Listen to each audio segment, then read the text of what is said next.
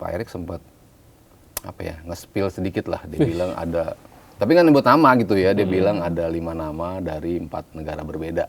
Kalau saya pribadi sih kurang setuju dengan Erick Thohir out ya. Kalau saya pribadi ya, karena kayaknya nggak pas kalau Sintayong balik gitu. Berarti nggak setuju Sintayong balik dulu ya? Iya. Dari hati kecil pengen, masuk pelatih kok takut sama bulian sih kayaknya. Nggak masuk akal juga ya kalau kayak gitu. Berarti mentalnya kurang dong berarti? Iya, kalau dibilang seperti itu mentalnya kurang gitu. 2027 baru menjadi agenda paling besar berikutnya. Tahun depan Piala AFF kan tahun depan?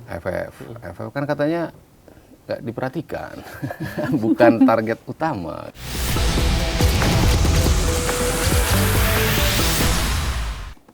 Aksi demo terhadap PSSI beberapa waktu lalu ini seakan menjadi puncak kekecewaan para supporter sepak bola atas gagalnya federasi memenuhi ekspektasi publik bola, salah satunya untuk lolos ke Piala Dunia 2026. Kali ini di Sikat Tipis bersama saya Raditya Ayu dan ada juga Koko Montana di sini. Dan kita sudah kedatangan tamu yang sangat spesial, yaitu adalah Mas Sabto Haryo Rajasa. Apa kabar Mas Sabto? Baik, apa kabar Mas baik, Sabto? Sehat ya? Sehat, alhamdulillah. Telurnya 2 ya spesial. Iya. Oh iya, sama pakai karet. Pakai karet. Emangnya kecewa ya? Hah? Emang kecewa? Kecewa sih, kurang lebih ya. Kayaknya itu masih berlarut-larut gitu ya Mas Koro ya. Emangnya Mas Sabto kecewa? Nggak lolos Piala Dunia? Ya kecewa lah. Tapi kan katanya demi Piala Dunia 2030 lolosnya kan? Iya, kalau gitu kenapa kemarin diganti pelatihnya? Kan itu yang Kok menjadi... mundur-mundur atau gimana nih? Karena kan yang bikin kecewa karena mungkin narasi justru ya. Narasi-narasi yang dibangun justru dari puncak federasi mengatakan bahwa pergantian pelatih itu akan membuat peluang kita untuk lolos Piala Dunia lebih besar. Kan di awalnya kita kan dikasih narasi seperti itu gitu. Jadi ketika wow, kalau sampai gagal gimana nih ya? Kita kan sempat bertanya juga. Tapi ya sudahlah, keputusan sudah diambil, kita dukung. Tapi begitu kita gagal kan akhirnya kita bertanya lagi gitu kan. Kok yang katanya kepelatihan terbaik, yang katanya peluangnya lebih besar, kok justru melawan tim yang sempat kita kalahkan di round 3-nya. Arab Saudi ya? Arab Saudi. Kok malah kita gagal gitu. Jadi ya hasilnya sih akhirnya yang membuat kita termasuk saya ya kecewa lah. Dan salah satu bentuk kekecewaan adalah dari supporter yang demo Ultras Garuda ya. Yang katanya Erick Thohir out katanya. Bagaimana? Tepat nggak sih menurut Bung Mas Sabto nih demo seperti itu tepat nggak dari pihak supporter? Kan kalau supporter memang menyuarakan banyak hal ya dari awal tuh kan bicara blueprint, bicara roadmap apa sih yang menjadi visi dari atau vision atau visi dari PSSI untuk sepak bola kita tuh maunya seperti apa itu kan yang kita nggak sempet tahu dari awal tuh kita maunya mengarah kemana sih sepak bola kita gitu kan. Kalau sebelumnya ada visi sampai 2025 tapi akhirnya kan berubah kemarin tuh setelah muncul, lalu ada perubahan dengan banyaknya pemain diaspora kan artinya kan berbeda. Kalau kita ngebangun tim dari bawah kan memang butuh waktu lebih panjang gitu. Tapi ketika kita dapat pemain-pemain yang sudah berkualitas dari sananya kan otomatis mungkin jangka waktunya akan lebih pendek gitu. Itu kan apa sih yang dimau dari PSSI? Sementara kan kita sebagai publik kan nggak pernah melihat itu. Mungkin termasuk dengan teman-teman di Ultras Garuda, mereka menyuarakan itu. Ditambah lagi juga ya kegagalan kemarin. Jadi puncaknya gitu ya, Bang? Akhirnya semualah dan akhirnya ada teriakan juga kan Erick Thohir out gitu. Kalau saya pribadi sih kurang setuju dengan Erick Thohir out ya. Kalau saya pribadi ya, karena saya tuh kalau Patrick out ya setuju. Dari awal ketika dia gagal ya udah memang harus out, nggak ada lagi lo dianggap punya kemampuan untuk bisa membawa kita memainkan sepak bola yang lebih baik, mendapatkan hasil yang lebih baik, lo nggak bisa achieve itu gitu. Artinya KPI lo aja nggak dapet gitu. Jadi dipecat dan sudah mulai rame kan setelah kekalahan itu keputusan PSSI tepat untuk langsung memecat Patrick Kluivert. Daripada makin rame, daripada bolanya kemana-mana liar, ya memang pemecatan itu langkah yang paling tepat lah sejauh ini dari PSSI gitu. Tapi untuk mengatakan Erick Thohir out, saya nggak setuju juga gitu. Memang diakui pergantian pelatih blunder besar dari federasi. Dari keputusan Erick Thohir sendiri ya. Dia mengatakan untuk mengganti pelatih itu apapun alasannya, dari awal alasannya menurut saya agak absurd juga gitu kan. Kalau kita bicara 3 poin kan dari pemecatan itu, prestasi. Siapa sih pelatih kita yang berprestasi? Mau berapa pelatih kan kita mundur ke belakang nggak ada tuh yang ngasih prestasi. Terakhir ya Indra Syafri gitu kan. Itu level SEA Games gitu kan, kelompok umur juga. Senior, ya. Tapi kalau kita bicara senior, kalau prestasi ya diperdebatkan lah, orang nggak ada yang bisa kasih prestasi gitu kan. Lalu cara bermain, lu main cantik atau lu menang? Atau lu mendapatkan poin gitu kan. Itu masih bisa diperdebatkan juga gitu kan, cara bermainnya. Lalu dinamika ruang ganti itu yang lumayan seru ya. Kalau ada kegaduhan di ruang ganti kok kita bisa mendapatkan hasil-hasil bagus. Logikanya aja seperti itu gitu kan. Kan katanya itu meeting antar pemain doang katanya. Iya, kan sebelum-sebelumnya kita bisa lolos 16 besar untuk pertama kalinya di Piala Asia Senior. Kita bisa lolos semifinal U23. Kalau ribut di dalam ruang ganti setiap kejadian gitu, setiap event, kok mulus-mulus aja perjalanan tim kita di bawah. Artinya dunia biasa gitu. aja sebenarnya. Iya, ya? sebetulnya dinamika mungkin ada. Atau mungkin negara-negara lain atau klub-klub besar juga seperti itu kan. Betul. Jadi kan kok nggak nyambung ya kalau dibilang ini berantem mulu, ya iyalah kalah orang berantem mulu dalam ruang ganti. Masuk akal kalau kita nggak memetik hasil sama sekali. Tapi kan kita memetik segala macam bentuk rekor bersama pelatih sebelumnya dengan ya kalau ada dinamika, kalau nggak ada dinamika kok aneh kalau dibilang ada dinamika gitu. Jadi sebetulnya pemecatan dari 3 faktor itu agak absurd sebetulnya di awal ya kalau kita bicara dengan Pak Erick Thohir. Makanya saya bilang menjadi kekeliruan dia ketika memecat Sintayong. Itu menjadi kekeliruan besar dari Pak Erick Thohir.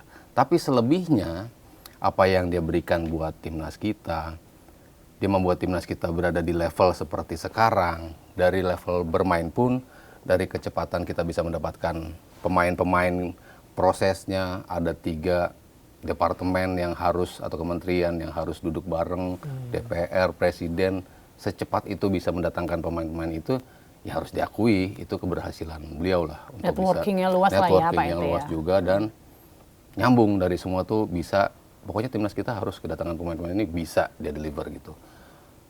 Segala bentuk lapisan luar lah dari timnas kita, nginep di hotel apa, naik first class, timnas kita sejajar dengan timnas-timnas besar Eropa lah ya kalau kita bicara gitu kan. Kalau dulu nggak ada ya? Nggak ada. Dulu ya hotel aja masih banyak yang menunggak gitu kan waktu itu. Untuk hotel-hotel gitu. Bahkan pernah di hotel bintang 3 atau bintang 2 gitu. Artinya zaman Pak ET ini diperhatikan sebegitu detailnya. Betul, timnasnya tuh, timnya itu betul-betul diperhatikan. Jadi untuk timnasnya diperhatikan. Untuk Liga 1 ada VAR. Kapan sih kita bermimpi kita punya VAR? Kayaknya nggak pernah kita membayangkan kita punya VAR gitu kan. Walaupun VAR-nya sendiri udah lama gitu, tapi kita nggak mungkin lah kita punya ini. Bisa dideliver dengan kita akhirnya Liga 1-nya punya VAR. Lalu Liga 2-nya ada VAR juga mulai musim ini. Kita bicara something yang bisa dia perbuat untuk sepak bolanya lebih fair kan. Ada wasit, ada keputusan-keputusan yang keliru misalnya di awal, tapi semuanya bisa dieliminasi dengan VAR itu. Itu kan something yang kalau bukan Pak ET kayaknya nggak mungkin kita mendapatkan itu gitu. Jadi banyak sebetulnya sisi positif, termasuk EPA mulai diperhatikan. Dulu kita dari awal memang punya EPA, tapi kan cuma level 16 dan 18. Lalu sekarang makin banyak EPA-nya, tidak hanya 3 bulan, tapi lebih dalam durasi yang panjang. Jadi di luar blunder besar yang dia lakukan, tapi kalau kita bicara persentase, mungkin 90-85%-nya oke di bawah Pak Erick Thohir. Makanya saya nggak termasuk bagian yang mengatakan Erick Thohir out gitu, karena ya megang sepak bola kalau bukan dia dalam beberapa tahun terakhir ini ya kita juga nggak ada di level ini gitu. Apakah bisa dibilang Erick Thohir sudah sangat berjasa untuk sepak bola Indonesia? Untuk timnas mungkin ya kalau bisa dibilang ya. Kalau untuk timnas yes, untuk sepak bola belum. Makanya kan orang sering nanya gitu, timnas kita bagus nggak sih? Oh bagus, timnas kita ya yang tadinya kita mungkin nggak bisa bermimpi main menang lawan Arab, bisa ngimbangin Jepang, yang gitu-gitulah. Negara-negara big boys Asia kita nggak berharap dan kita nggak bermimpi ada di situ, bisa kita ada di situ. Artinya memang timnas kita secara kualitas sudah baik. Tapi apakah melalui proses sepak bola yang betul? Ya kan enggak gitu kan.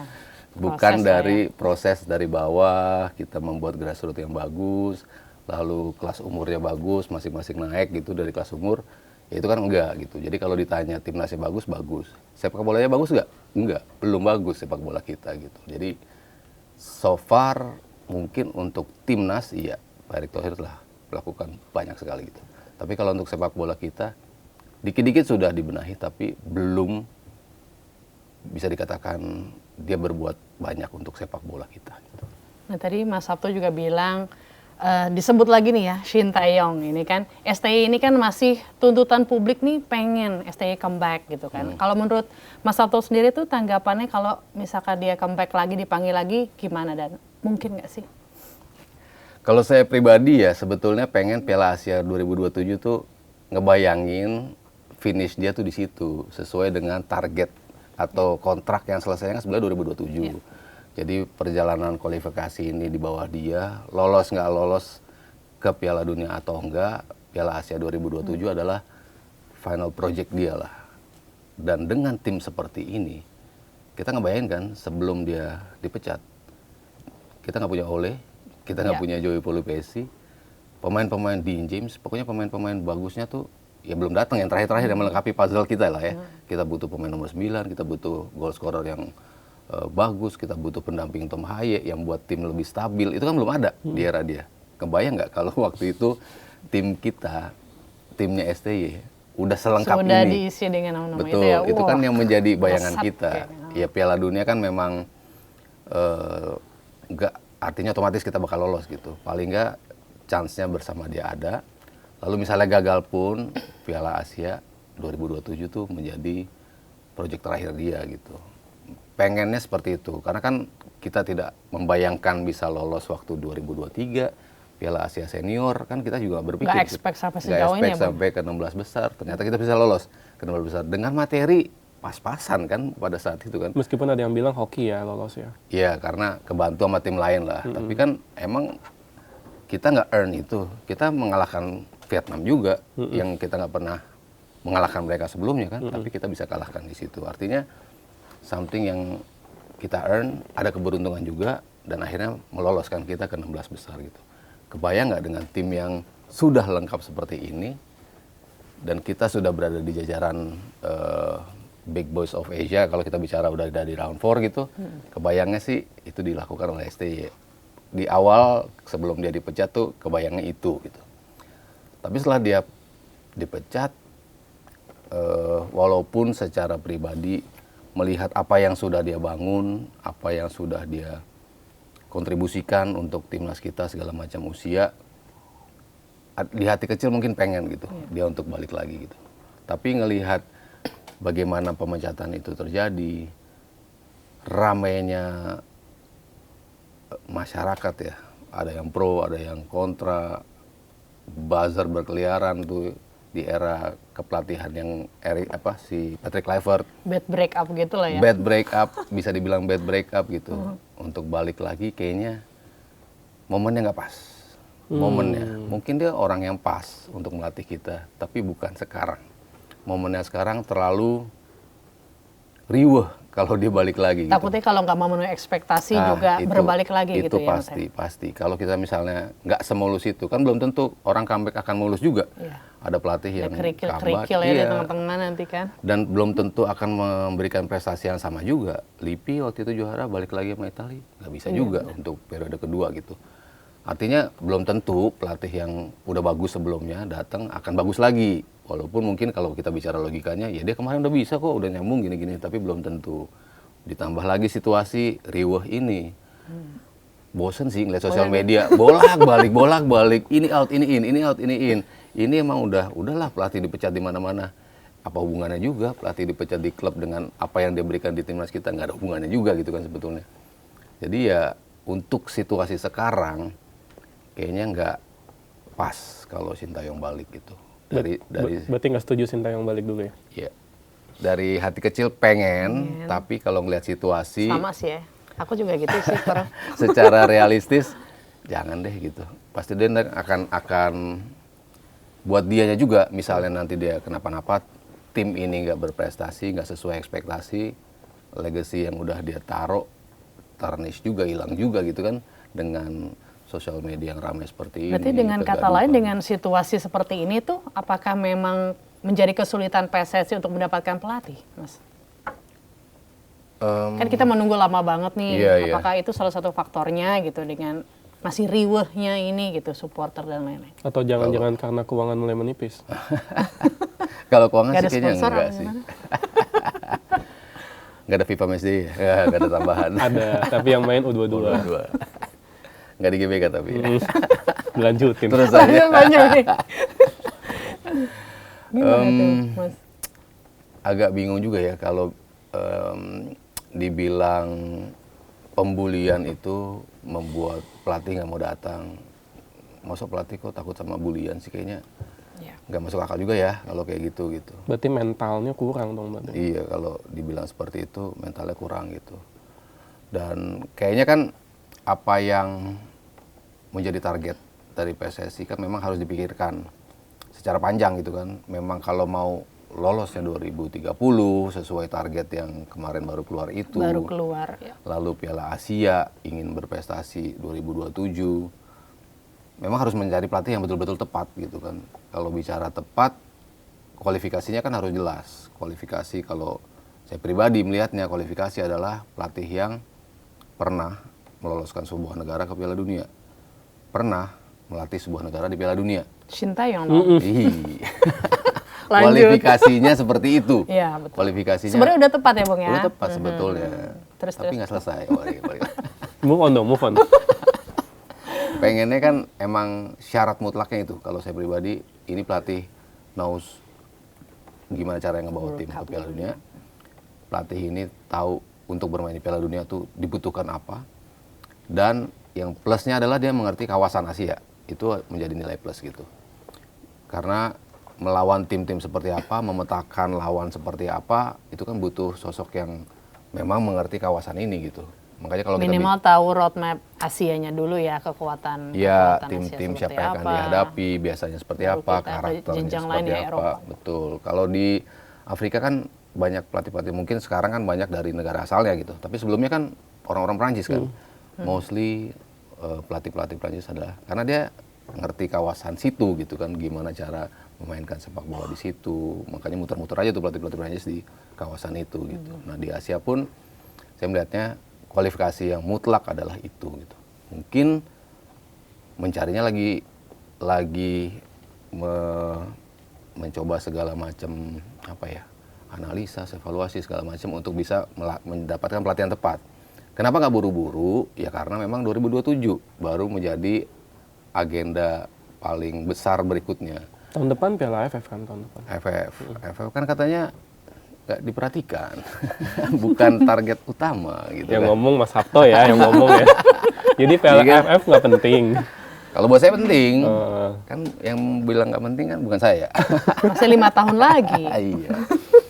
Jadi kan kalau bicara event besarnya itu kan ya 2027 Piala Asia dan juga kualifikasi setelah itu Piala Dunia. Jadi kan nggak buru-burunya bisa dipahami juga gitu. Karena nggak ada something yang urgent untuk menunjuk secepatnya pelatihnya seperti apa. Tapi jangan nggak ada pelatih juga. Kemarin FIFA Matchday harusnya main aja gitu kan dengan caretaker lah seperti itu. Kan kita pengen ya habis kemarin Lanjut low lah ya, gitu jangan kan, ada situasi jeda ya. kemarin situasinya agak low dengan timnas. Kan pengen nih yang lihat timnas main lagi gitu kan. Apalagi kalau bisa menang gitu kan, mengobati lah gitu. Kalau misalnya bukan Sintayong, kan nggak pengen Sintayong balik dulu kan. Siapa pelatih yang cocok untuk timnas? Karena kabarnya pekan depan akan diumumkan, pekan depan. Katanya ada 5 kandidat ya, Pak Marji kemarin bilang tuh, Mas. Berarti nggak nunggu Natal ya? Bisa molor juga sih sedikit. Sibuk, Natal sibuk, nggak boleh. Nggak boleh. Nggak boleh Natal, nggak boleh diganggu. Ya kalau minggu depan ya, kalau saya sih membayangkan tuh di Januari sih memang. Jadi abis itu langsung persiapannya, setahun kan abis itu 2027. Apakah di 2026 AFF akan diseriusi juga apa enggak? Tapi at least sejak Januari pikiran awalnya seperti itu gitu. Tapi kalau next week ya bagus gitu. Kalau tadi bicara kandidatnya kan Pak Erik sempat nge-spill sedikit lah. Dia bilang ada Tapi kan nyebut nama gitu ya, dia bilang ada 5 nama dari 4 negara berbeda. 4 negara berbeda? Iya, kan dia sempat spill gitu kan waktu itu. Berarti ada 1 negara yang 2 pelatih berarti? Bisa jadi. Iya kan, begitu kan? Kalau bilang seperti itu gitu.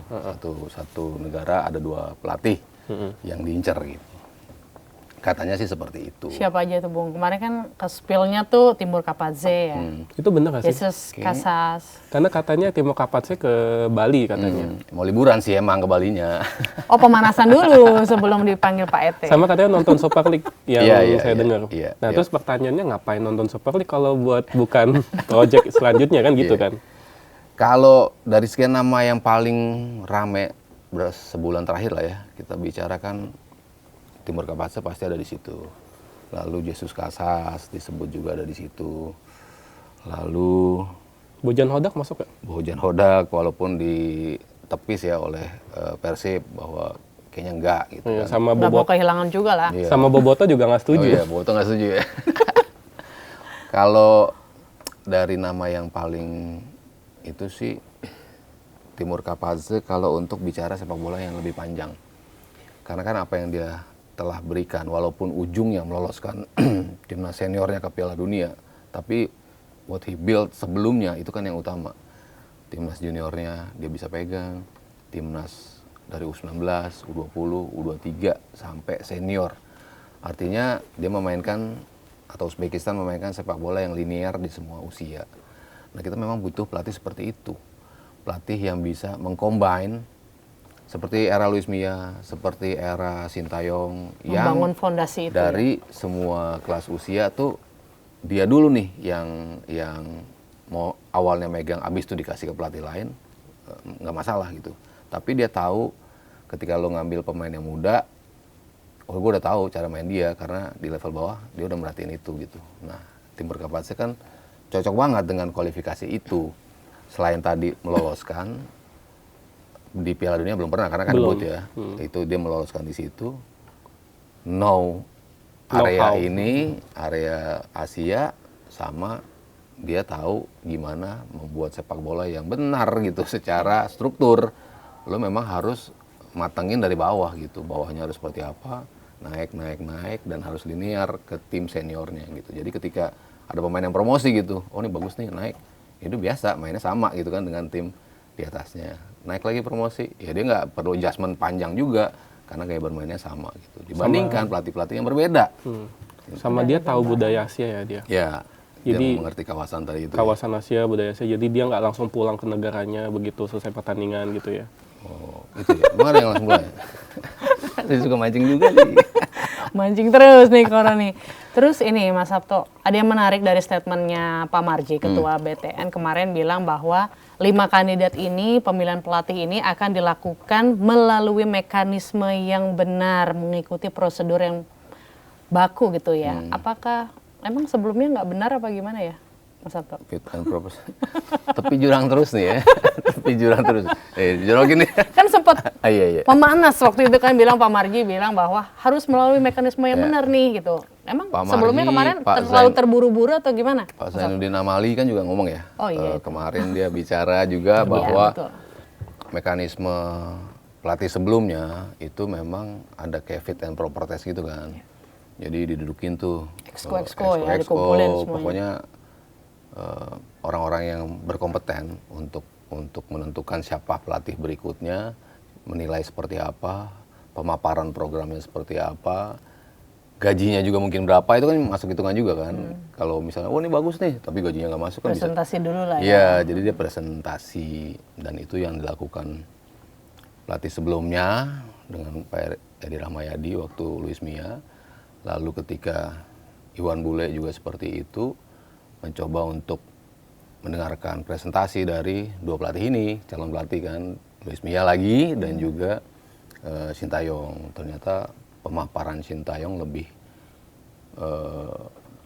dirasa dibutuhkan untuk bisa membangun sepak bola kita gitu. Nah, kemarin Pak Zainuddin Amali juga bilang seperti itu kan. Ya. Di salah satu ini ya, talk show lah ya. Kemarin ada pelatihnya tuh fit and proper test gitu. Nah, sekarang ya sebaiknya juga seperti itu gitu kan.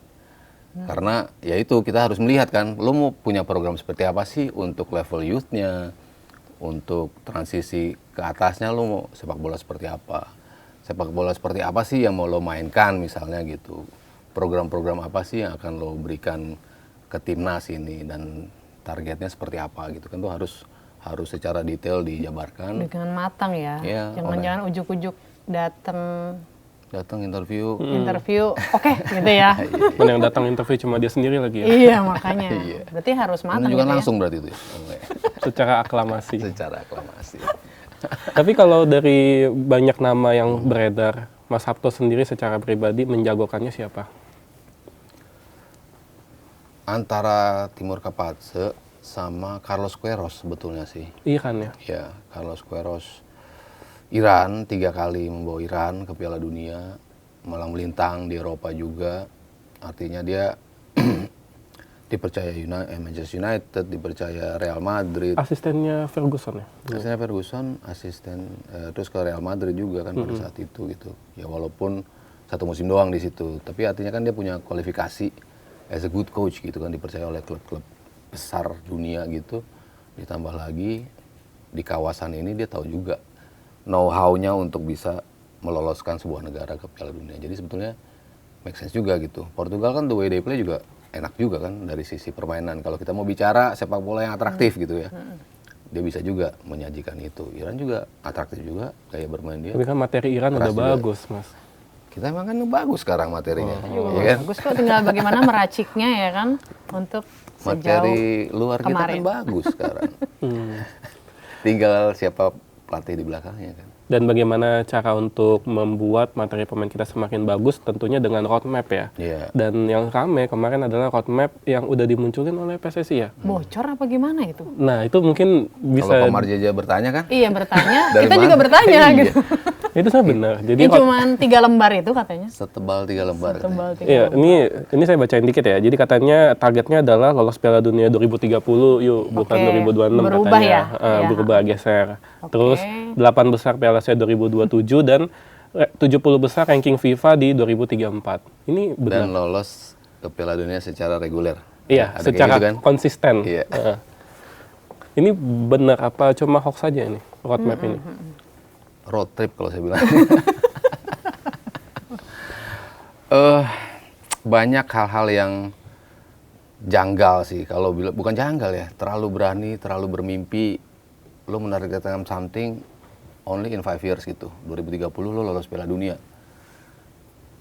Apa step-step yang akan lo lakukan untuk lolos ke Piala Dunia itu kan kita butuh itu. Perempat final Piala Asia. Apa step-stepnya untuk bisa membuat kita berada di level itu? Kemarin aja dibilangnya kebetulan kita lolos ke 16 besar gitu kan. Kok sekarang berani? Kalau base-nya, lah kan kita kemarin ke round 4 bareng sama negara-negara terbaik Asia. Kalau melihatnya seperti itu, ya masuk logikanya ya. Cuman kan penerapan di atas lapangannya kan belum tentu seperti itu. Uzbekistan 2010 berada di level hampir seperti kita. Mereka tuh di playoff terakhir melawan Bahrain, mereka kalah dan akhirnya Bahrain yang playoff melawan Trinidad dan Tobago dan Trinidad dan Tobago yang lolos. Artinya kan satu step lagi mereka lolos ke playoff seperti kita dan lolos ke Piala Dunia. Itu kan hampir banget ya 2010. Akhirnya mereka lolosnya baru kapan? 2026. 16 tahun. 16 tahun. Mereka butuhkan. Apakah kita hampir lolos kemarin berarti 4 tahun berikutnya pasti lolos? Doesn't make sense kalau melihatnya seperti itu gitu. Dan Uzbekistan dalam 12 tahun ini yang mereka lakukan apa? Youth development mereka betul-betul diperhatikan. Grassroots mereka betul-betul diperhatikan. Piramida sepak bola mereka betul-betul diperhatikan. Ada step-step yang dilakukan. Dan setiap kualifikasi hampir lolos ke babak ujung-ujung. Artinya lo konsisten dulu ada di level itu. Ini kan kita baru debut. Round 3 baru pertama kalinya, akhirnya bisa masuk round 4. Thailand pun sempat ada di round 3. Vietnam pun sempat dari round 3. Lewat jalur sepak bola yang betul, ngebangun youth development mereka. Apakah mereka langsung lolos lagi di round 3 berikutnya? Enggak juga gitu kan. Artinya lo bukan berarti kemarin hampir ke Piala Dunia 2030, lo pasti ke Piala Dunia dong. Itu kan yang nggak masuk di pemikiran atau akal sehat gue lah. Untuk melihat. Jangan fokus di pucuknya aja gitu ya. Iya, itu kan Tapi how lu menuju sana gitu. 2027 quarter final berat juga loh sebetulnya masuk quarter final gitu. Tapi menargetkan seperti itu. Nanti satu grup ketemu Korsel, ketemu Jepang, ketemu Iran, ya kayak gitu-gitu aja kita belum tahu grupnya nanti seperti apa gitu. Tapi kita sudah berani membidik untuk masuk ke 8 besar. Lebih ke step-stepnya sih. Mungkin ini target terdekat lu adalah seperti ini gitu. Tapi untuk menargetkan itu berani banget juga ya untuk langsung lolos di 2030 gitu. Jadi terlepas itu asli roadmap atau tidak, itu untuk menembus 70 besar ranking FIFA tuh make sense nggak sih? Enggak. Berarti Ya itu tadi kan sempat nyebut Berapa ya. peringkat itu berarti? Di atas Curaçao ya berarti ya? Di atas Curaçao, di atas, ya kalau di Asia aja kita berarti ke berapa tuh? Kalau kita bicara, sekarang kan kita 20-an ya, kalau nggak salah di Asia. Berarti kan ranking 70-an tuh belasan Asia ya. 10 besar lah. Iya, 10 besar. Ya nggak secepat itu juga gitu kan. Iya. Dan how lu menuju sana, kan lu harus manfaatin event-event tadi. Mungkin ya kalau kita bicara masuk quarter final tadi, oh peringkatnya kan akan naik banyak gitu. Lalu ikut event-event yang ada di poin-poin berapa tuh ya? Kita bicara ada ASEAN Cup, Indonesian Cup ya, kita mau bikin juga. Sampai sekarang belum ada Iya, Piala Indonesia. Itu kan kalau kita mau bikin itu untuk mendongkrak peringkat kita, kan itu untuk timnas maksudnya, yang Indonesia Cup itu. Jadi kita ngundang negara-negara mungkin peringkatnya di atas kita, jadi kalau kita menang di situ, kita bisa menambah peringkat kita gitu kan. Ya cuman kan ya nggak mudah juga loh untuk mengimplementasikan itu secara real gitu kan. Apa langkah-langkah real lo apa sih untuk menuju situ? Jangka pendek lo apa? Jangka panjang lo apa? Menengah lo apa? Jangka panjang lo apa gitu loh. Jepang roadmapnya 100 tahun. India aja kemarin mereka bikin roadmap juga sempat 25 tahun. At least ada target yang jauhnya tuh seperti apa gitu dan tebal memang puluhan halaman, ratusan halaman. Bukan gitu. 3 halaman ya? Bukan 3 halaman ya. Kalau ini kan kemarin saya istilahnya nih kayak sempro kalau zaman sekarang. Oh masih sempro. Iya kan masih sempro. Gen Z tahu nggak sempro? Nah. Bahasa Gen Z banget ya.